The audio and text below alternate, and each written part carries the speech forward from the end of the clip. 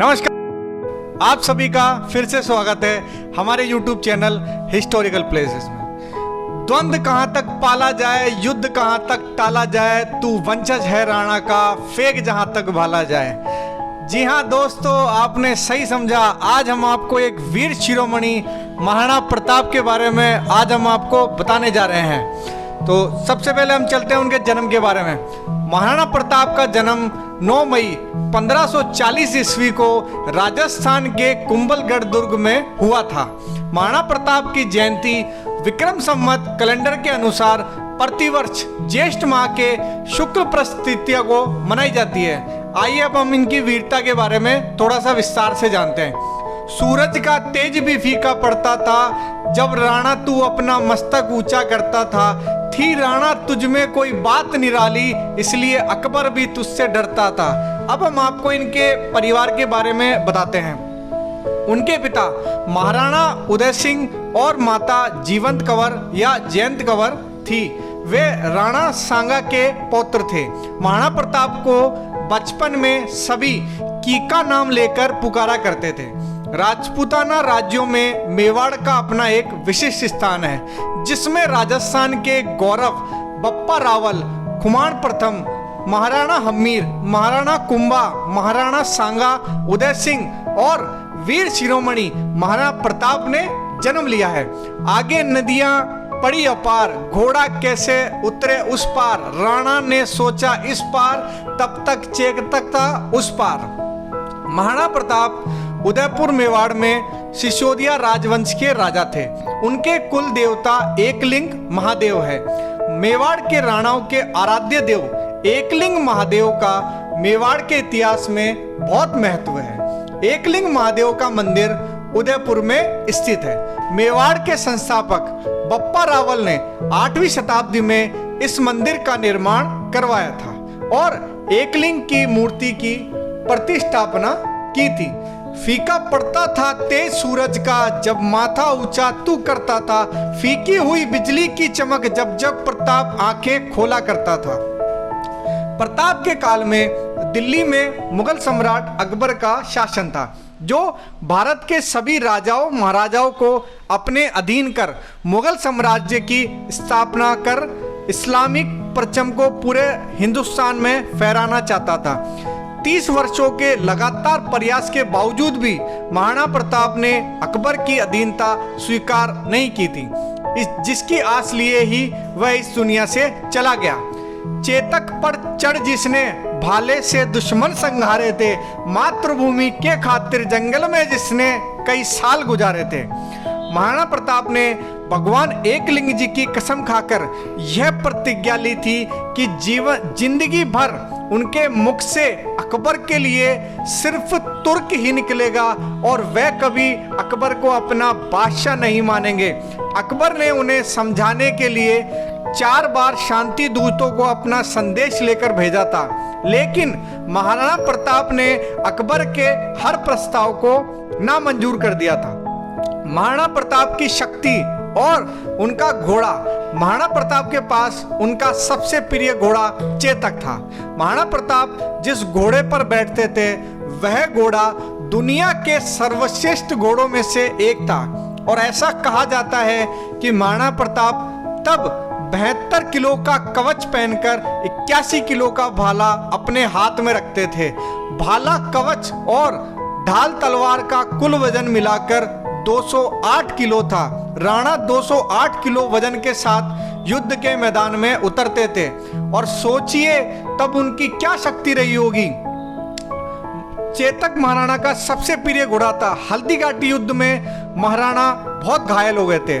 उनके पास ऐसा कोई सहायक नहीं बचा था। ऐसे में महाराणा ने चेतक की लगाम थामी और वहां से निकल लिए। उनके पीछे 2 मुगल सैनिक लगे हुए थे, पर चेतक की रफ्तार के सामने दोनों ढीले पड़ गए। रास्ते में एक पहाड़ी नाला बहता था। चेतक भी घायल हो गया था, पर छलांग मारकर नाला फांद गया और मुगल सैनिक मुंह ताकते रह गए। लेकिन अब चेतक थोड़ा सा थका हुआ था, वह दौड़ नहीं पा रहा था और महाराणा की जान बचाकर चेतक खुद शहीद हो गया था। हल्दी घाटी के युद्ध में मेवाड़ी मीरों ने कोहराम मचाया था। महाराणा प्रताप की वीरता देखकर खुद अकबर भी घबराया था। अब हम आपको इनके राज्याभिषेक के बारे में थोड़ा सा विस्तार से बताते हैं। महाराणा प्रताप का राज्याभिषेक गोगुंदा में हुआ था। युद्ध की विभीषिका के बीच राणा उदय सिंह ने चित्तौड़ त्याग कर अरावली पर्वत पर डेरा डाला और वहां उदयपुर के नाम से नया नगर बसाया, जो उनकी राजधानी भी बनी। उदय सिंह ने अपनी मृत्यु के समय बटियानी रानी के प्रति आसक्ति के चलते अपने छोटे पुत्र जगमल को गद्दी सौंप दी थी, जबकि प्रताप ज्येष्ठ पुत्र होने के कारण स्वाभाविक उत्तराधिकारी थे।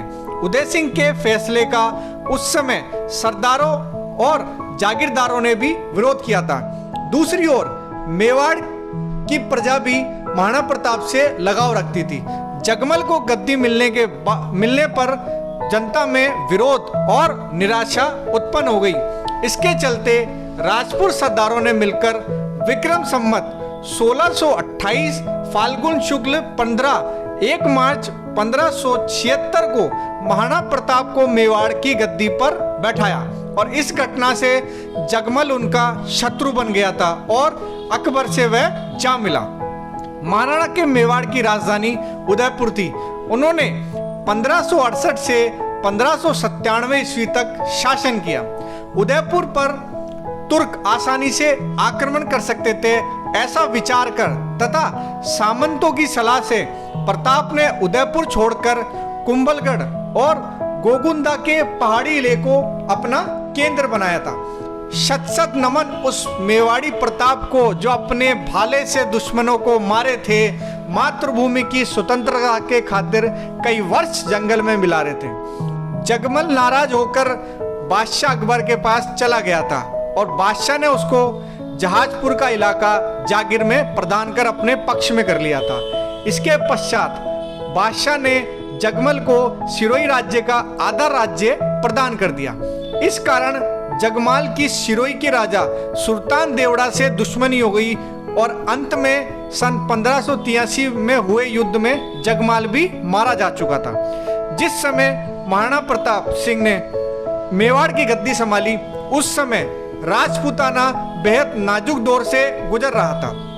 बादशाह अकबर की क्रूरता के आगे राजपूताने के कई राजाओं ने अपने सिर झुका लिए थे। कई वीर प्रतापी राज्य वंशों के उत्तराधिकारियों ने अपनी कुल मर्यादा का सम्मान बुलाकर मुगलिया वंश से वैवाहिक संबंध स्थापित कर लिए थे। कुछ स्वाभाविक राजघरानों के साथ ही महाराणा प्रताप भी अपने पूर्वजों की मर्यादा की रक्षा हेतु अटल थे और इसलिए तुर्क बादशाह अकबर की आंखों में वे सदैव खटका करते थे। अब हम आपको बताते हैं अकबर का आक्रमण जो मेवाड़ पे उन्होंने किया था। मेवाड़ को जीतने के लिए अकबर ने कई प्रयास किए। अजमेर को अपना केंद्र बनाकर अकबर ने प्रताप के विरुद्ध सैनिक अभियान शुरू कर दिया था। महाराणा प्रताप ने कई वर्षों तक मुगलों के सम्राट अकबर की सेना के साथ संघर्ष किया। प्रताप की वीरता ऐसी थी कि उनके दुश्मन भी उनके युद्ध कौशल के कायल हुआ करते थे। उदारता ऐसी थी कि दूसरों की पकड़ी गई मुगल बेगमों को सम्मान पूर्वक उनके पास भेज दिया जाता था। अपनी विशाल मुगलिया सेना, बेमिसाल बारूद खाने और युद्ध की नवीन पद्धतियों के जानकारों से युक्त सलाहकार, गुप्तचरों की लंबी हैसियत, चालबाजी के उपरांत भी जब अकबर महाराणा प्रताप को झुकाने में असफल रहा तो उसने आमेर के महाराजा भगवान दास के भतीजे मान सिंह को विशाल सेना के साथ डूंगरपुर और उदयपुर के शासकों को अधीनता स्वीकार करने हेतु विवश करने के लक्ष्य के साथ भेजा। मान सिंह की सेना के समक्ष डूंगरपुर राज्य अधिक प्रतिरोध नहीं कर सका। इसके बाद मान सिंह महाराणा प्रताप को समझाने हेतु उदयपुर पहुंचे। मान सिंह ने उन्हें अकबर की अधीनता स्वीकार करने की सलाह दी, लेकिन प्रताप ने दृढ़तापूर्वक अपनी स्वाधीनता बनाए रखने की घोषणा की और युद्ध में सामना करने की घोषणा की। मानसिंह के उदयपुर से खाली हाथ आ जाने को बादशाह ने करारी हार के रूप में स्वीकार कर लिया था तथा अपनी विशाल मुगलिया सेना को मानसिंह और आसफ खां के नेतृत्व में मेवाड़ पर आक्रमण करने के लिए भेज दिया था। आखिरकार 30 मई सन 1576 बुधवार के दिन सुबह सुबह हल्दी घाटी के मैदान में भयंकर युद्ध छिड़ गया था। मुगलों की विशाल सेना टिड्डी दल की तरह मेवाड़ भूमि की तरफ उमड़ पड़ी, जिसमें मुगल, राजपूत और पठान योद्धाओं के साथ साथ जबरदस्त तोपखाना भी था। अकबर के प्रसिद्ध सेनापति महावत खां, आसफ खां, मानसिंह के साथ शहजादा शमील सलीम भी उस मुगल वाहिनी का संचालन कर रहे थे, जिसकी संख्या इतिहासकार 80,000 से 1 लाख तक बताते हैं। इस युद्ध में प्रताप ने अभूतपूर्व वीरता और साहस से मुगल सेना के दांत खट्टे कर दिए और अकबर के सैकड़ों सैनिकों को मौत के घाट उतार दिया था। विकट परिस्थिति में झाला सरदार मानसिंह ने उनका मुकुट और छत्र अपने सिर पर धारण कर लिया। मुगलों ने उसे ही प्रताप समझ लिया और वे उनके पीछे दौड़ पड़े। इस प्रकार उन्होंने राणा को युद्ध क्षेत्र से निकल जाने का अवसर प्रदान किया। इस असफलता के कारण अकबर को बहुत गुस्सा आया और उसी दौरान अकबर स्वयं विक्रम संवत 1633 में शिकार के बहाने इस क्षेत्र में अपने सैन्य बल सहित पहुंचे और अचानक ही महाराणा प्रताप पर धावा बोल दिया। प्रताप ने तत्कालीन परिस्थितियों और सीमित संसाधनों को समझकर स्वयं को पहाड़ी क्षेत्रों में स्थापित कर लिया और लघु तथा छापावार युद्ध प्रणाली के माध्यम से शत्रु सेना को हतोत्साहित कर दिया। बादशाह ने स्थिति को भांपकर वहां से निकलने में ही अपनी समझदारी समझी। एक बार के युद्ध में महाराणा प्रताप ने अपने धर्म का परिचय दिया और युद्ध में एक बार में शाही सेनापति मिर्जा खान के सैन्य बल ने जब समर्पण कर दिया था तो उसके साथ में शाही महिलाएं भी थी। महाराणा प्रताप ने उन सभी के सम्मान को सुरक्षित रखते हुए आदरपूर्वक मिर्जा खान के पास पहुंचा दिया था। अब हम आपको बताते हैं जहांगीर से जो युद्ध हुआ था उनके साथ। बाद में हल्दी घाटी के युद्ध में करीब 20,000 राजपूतों को लेकर महाराणा प्रताप ने मुगल सरदार राजा मानसिंह के 80,000 की सेना का सामना किया था। इसमें अकबर ने अपने पुत्र सलीम को युद्ध के लिए भेजा था। जहांगीर को भी मुंह की खानी पड़ी थी और वह भी युद्ध का मैदान छोड़कर भाग चुका था। बाद में सलीम ने अपनी सेना को एकत्रित कर फिर महाराणा प्रताप पर आक्रमण किया और इस बार भयंकर युद्ध हुआ और इस युद्ध में महाराणा प्रताप का प्रिय घोड़ा चेतक घायल हो गया था। राजपूतों ने बहादुरी के साथ मुगलों का मुकाबला किया, परंतु मैदानी तोपें तथा बंदूकधारियों से सुसज्जित शत्रु की विशाल सेना के सामने समूचा पराक्रम निष्फल रहा। युद्ध भूमि पर उपस्थित 22,000 राजपूत सैनिकों में से केवल 8,000 जीवित सैनिक युद्ध भूमि से किसी प्रकार बचकर निकल पाए। महाराणा प्रताप को जंगल में आश्रय लेना पड़ा। अब हम आपको बताते हैं कि महाराणा प्रताप ने किस प्रकार से अपना वनवास जीवन व्यतीत किया। महाराणा प्रताप का हल्दी घाटी के युद्ध के बाद का समय पहाड़ों और जंगलों में ही व्यतीत हुआ। अपनी गुरिल्ला युद्ध नीति द्वारा उन्होंने अकबर को कई बार मात दी। महाराणा प्रताप चित्तौड़ छोड़कर जंगलों में रहने लगे। महारानी सुकुमार राजकुमारी और कुमार घास की रोटियों और जंगल के पोखरों के जल पर ही किसी प्रकार अपना जीवन व्यतीत करने पर बाध्य हुए। अरावली की गुफाएं ही उनका आवास हुआ करती थी और शिला ही शैया थी। महाराणा प्रताप को अब अपने परिवार और छोटे छोटे बच्चों की चिंता सताने लगी थी। मुगल चाहते थे कि महाराणा प्रताप किसी भी तरह अकबर की अधीनता स्वीकार कर दीन-ए-इलाही धर्म अपना ले। इसके लिए उन्होंने महाराणा प्रताप तक कई प्रलोभन संदेश भिजवाए, लेकिन महाराणा प्रताप अपने निश्चय पर अड़िग रहे और प्रताप राजपूत की आन का वह सम्राट, हिंदुत्व का वह गौरव सूर्य इस संकट त्याग तप में अड़िग रहा।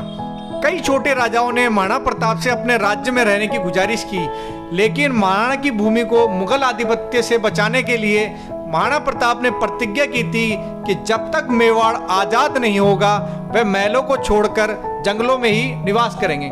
स्वादिष्ट भोजन को त्याग कंदमूल और फलों से ही पेट भरेंगे, लेकिन अकबर का आधिपत्य कभी स्वीकार नहीं करेंगे। और जंगल में रहकर ही महाराणा प्रताप ने भीलों की शक्ति को पहचानकर छापामार युद्ध पद्धति से कई बार मुगल सेनाओं को कठिनाइयों का सामना करना पड़ा था। प्रताप साधन सीमित होते हुए भी दुश्मन के सामने कभी नहीं झुका। बाद में मेवाड़ के गौरव भामाशाह ने महाराणा के चरणों में अपनी समस्त संपत्ति रख दी। भामाशाह ने 20 लाख अशर्फियां और 25 लाख रुपए मेवाड़ महाराणा को भेंट में प्रदान किए। महाराणा इस प्रचुर संपत्ति से पुण्य सेन संगठन में लग गए।